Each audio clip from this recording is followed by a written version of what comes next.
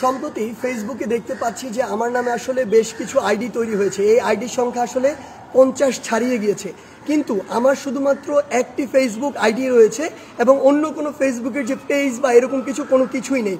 যে বিভিন্ন মিডিয়ার ভাই বোনেরা তাদের যে মিডিয়ার যে বিভিন্ন পেজ রয়েছে কিংবা আইডি রয়েছে সেগুলোতে আমার নাম মেনশন করে ওই আইডিগুলোর মিথ্যা কিছু বিভ্রান্ত তথ্য ছড়াচ্ছেন। এজন্য আমি আপনাদের বলে দিতে চাই সেগুলো আমার আইডি নয়, সেগুলো ফেক আইডি এবং আপনারা সেগুলো ফলো করা থেকে বিরত থাকবেন। এবং যারা এই মুহূর্তে আমার আইডিতে রয়েছেন আমি তাদেরকে অনুরোধ করব ওই ফেক আইডিগুলো আপনারা আনফলো করে দিবেন এবং সেগুলোতে সম্ভব হলে আমি অনুরোধ করছি যে রিপোর্ট করবেন। এখন দুইটি গুরুত্বপূর্ণ বিষয় নিয়ে আপনাদের সামনে কথা বলতে চাই। একটি বিষয় হচ্ছে যে আমরা দেখছি গতকালকে থেকে বাংলাদেশের বিভিন্ন জায়গায় ঢাকা শহর থেকে শুরু করে বিভিন্ন অপ্রত্যাশিত ঘটনা ঘটছে, সহিংসতার ঘটনা আমরা শুনতে পাচ্ছি। আমরা আপনাদেরকে স্পষ্ট করে বলতে চাই, এই যে বাংলাদেশের ছাত্র সমাজ একটি এত বড় আন্দোলন করেছে, একটি ফ্যাসিস্ট একটি সরকারের যে একটি পতন ঘটিয়েছে, সেটি আমরা এই কারণে করিনি যে একজন নির্যাতক চলে যাবে আরেকজন নির্যাতক এসে সেই জায়গাটি নিবে। এটি আমরা আমাদের জায়গা থেকে কোনোদিনও মানব না। বরং এই যে নির্যাতনের যে প্রসেসটি রয়েছে, যে সিস্টেমটি রয়েছে, এই সিস্টেমটি ছাত্র সমাজ বা বর্তমান বাংলাদেশের যে প্রজন্ম তারা চায় না। সেই নির্যাতনের সিস্টেমটি চেঞ্জ করার জন্য আমরা আমাদের এই আন্দোলনটি করেছি, এই অভ্যুত্থানটি ঘটিয়েছি পুরো বাংলাদেশের মানুষকে নিয়ে। সেই জায়গা থেকে বিভিন্ন রাজনৈতিক মতাদর্শ, সে বিরোধী মতাদর্শ হতে পারে কিংবা বিভিন্ন যে রাজনৈতিক মতাদর্শে যা ছাত্র সংগঠন বিভিন্ন রয়েছে, তাদের কথা বিভিন্নভাবে শোনা যাচ্ছে যে তারা প্রতিহিংসার বশবর্তী হয়ে এই বিভিন্ন ভাঙচুরগুলো চালাচ্ছে। আমরা স্পষ্ট করে বলে দিতে চাই, এই বাংলাদেশে এরকম যদি অন্যায় বা অপরাধ যেগুলো হচ্ছে এগুলোর অবশ্যই প্রত্যেকটির বিচার হবে। সেই জায়গা থেকে আমরা স্পষ্ট করি, আমরা কখনো আমাদের জায়গা থেকে এমন সহিংসতাগুলো সমর্থন করি না।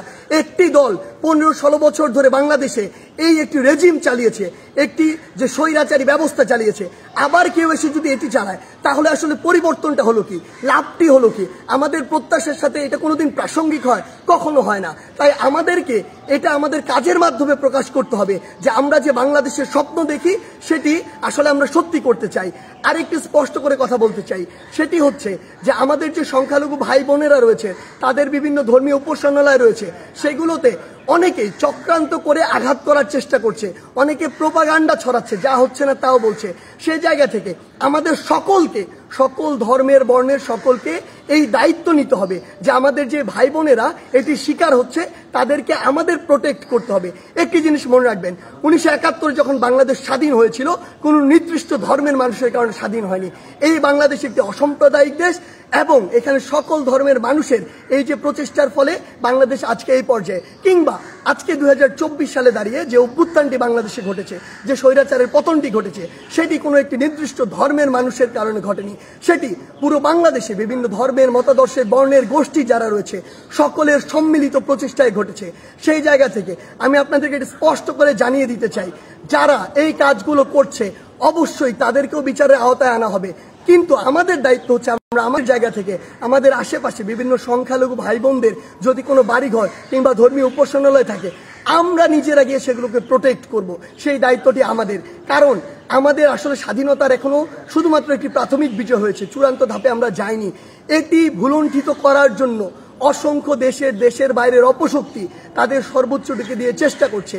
কিন্তু আমরা যদি এই অপকর্মগুলো প্রশ্রয় হতে দেই তাহলে আমাদের এই যে স্বাধীনতার যে চূড়ান্ত বিজয় সেটি কিন্তু অনেক কঠিন হয়ে যাবে।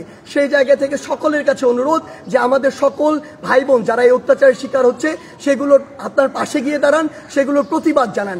এবং কেউ যদি কোনো রাজনৈতিক উদ্দেশ্যে প্রতিহিংসার বশবর্তী হয়ে কিংবা অন্য কোনো মতাদর্শ এই চিন্তা করে এসব হামলা চালায়, অবশ্যই এই বাংলাদেশে সেগুলোর বিচার হবে।